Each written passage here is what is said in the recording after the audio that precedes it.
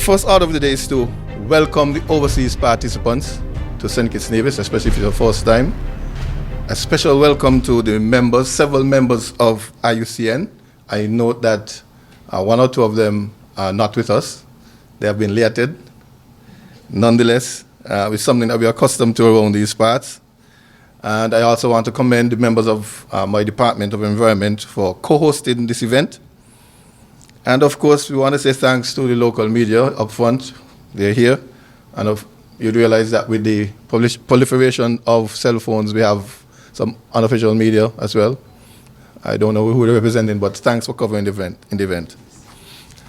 In recognition and acknowledgement of the core principles,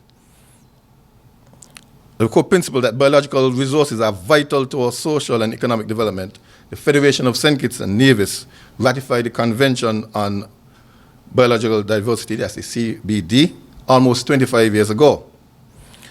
This is proof of our resolve and commitment to the third objective of the Convention, which calls for fair and equitable sharing of benefits arising out of the utilization of genetic resources. At this stage, I just want to pause and go off script a bit and bring in a headline that I saw from this year in February. Foreign researchers steals Indonesia's genetic resources. And this was a headline that was all over the world indicating that Indonesia was suffering a lot from foreign researchers coming and stealing. So I guess at the very core of what we're doing here today is to prevent something like that.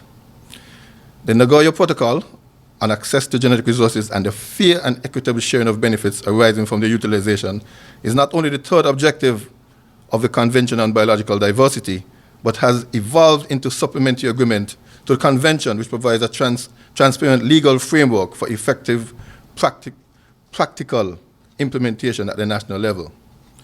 The Nagoya Protocol, or ABS, was adopted and entered into force approximately 7 years ago, and today, with the accession of Kuwait to the protocol, the total number is around 100. I suppose at the end of this workshop, and probably later this year, with the Caribbean countries, with you convincing your capitals to sign on, that number will increase to close to 135. The government of St. Kitts Nevis recognizes the importance of the protocol and is cognizant of the fact that its implementation will create greater legal certainty and transparency for both providers and users of genetic resources. While researchers and prospective researchers would benefit from a system where conditions for assessing our genetic resources are more predictable and streamlined, the government and the people of St. Kitts and Nevis, as providers of these resources, would be in a better position to ensure that the sharing arrangements are facilitated.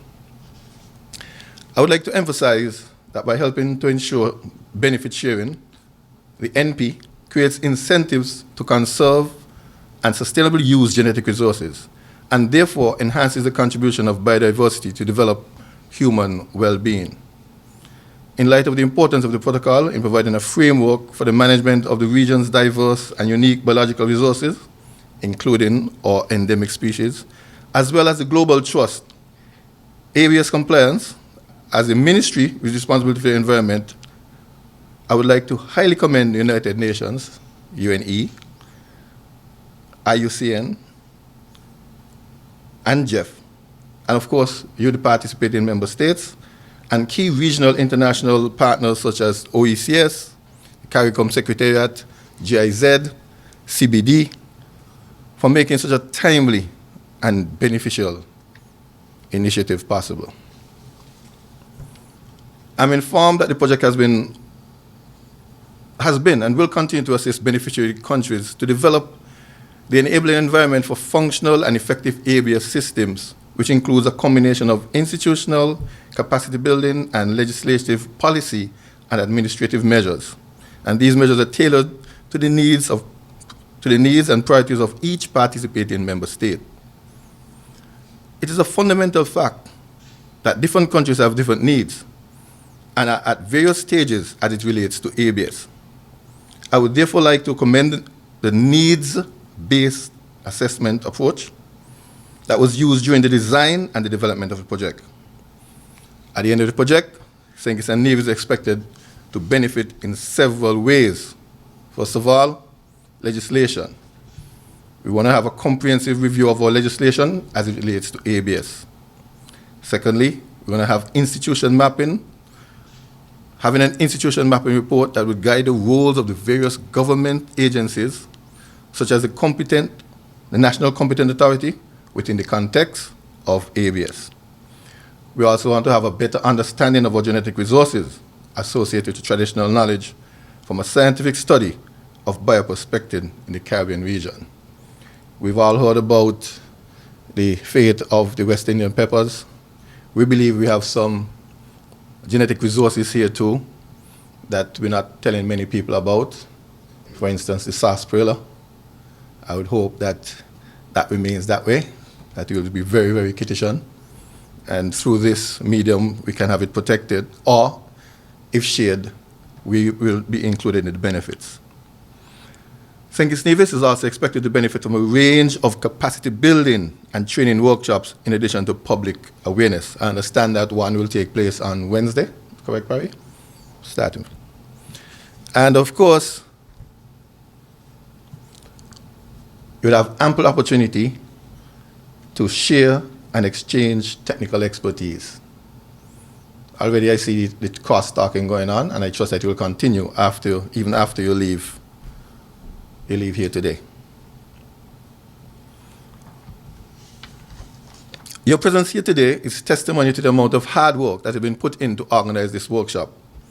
I would therefore like to express, on behalf of the government and people of St. Kitts and Nevis, our sincere gratitude to CARICOM for providing the financial and technical resources for hosting this workshop.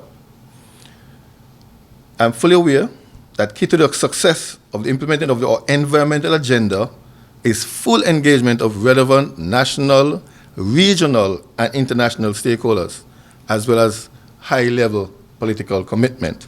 There are a number of terms for that, but I probably wouldn't use them at this stage. Ladies and gentlemen, the Nagoya Protocol is a strategic policy design.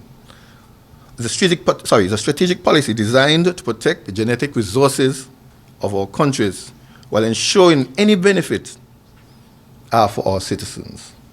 I wish to encourage you to be fully engaged in this workshop and to take advantage of the information disseminated and to ensure that your country is in the best place to implement this protocol. I wish you a successful workshop, and I now declare the 4th regional workshop on advancing the Nagoya Protocol in countries in the Caribbean region open. Thank you very much.